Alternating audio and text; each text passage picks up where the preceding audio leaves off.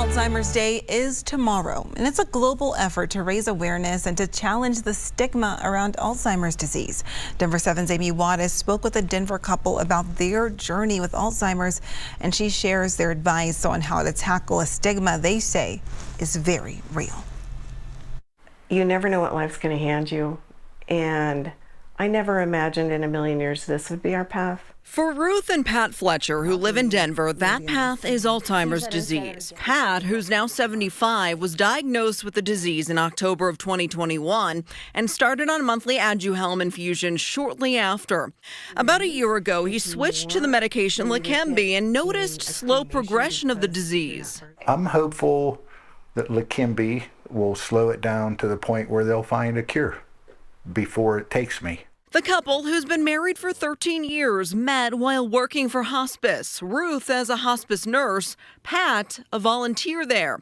Pat also worked as a United Airlines pilot and served as a pilot in the Navy. Since the diagnosis, the Fletchers say one of their goals is to fight the stigma of the disease. It does not affect your worth as a human being at all. And, if we can make a difference talking about it openly, because I know people today that don't want anybody to know that they have Alzheimer's. We're never going to get anywhere if we're not able to talk about it openly and deal with it and push people to get early detection, early treatment. The Colorado Department of Health and Environment launched a 5-year plan about a year ago to mitigate and reduce the impacts of Alzheimer's and related dementias for Coloradans. The plan focuses on several things, including the promotion of risk reduction, early detection and diagnosis, and improvement of outcomes for people living with the disease, saying that the stigma of the disease is very real. Some people do experience grief, they experience embarrassment, they aren't sure of how to move forward after a diagnosis, and they fear that they might lose friends after the diagnosis. Monica Maley with the CDPHE says stopping the stigma starts with having a conversation. And normalize talking about the warning signs and risk factors. Have you felt like people look at you differently in any way when they find out that you have Alzheimer's?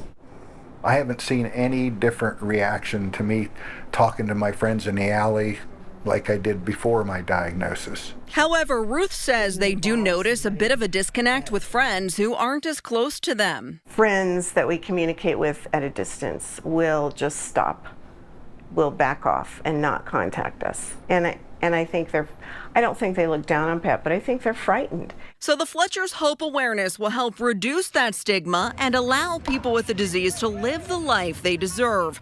A life the Fletchers don't take for granted anymore. Every day's a gift is just not a cliche at our house anymore. When you realize that time is probably very limited and you really absorb that, you make friends with that, come to acceptance is a better term. That is what really forces you to live in the moment. In Denver, Amy Wattis, Denver 7.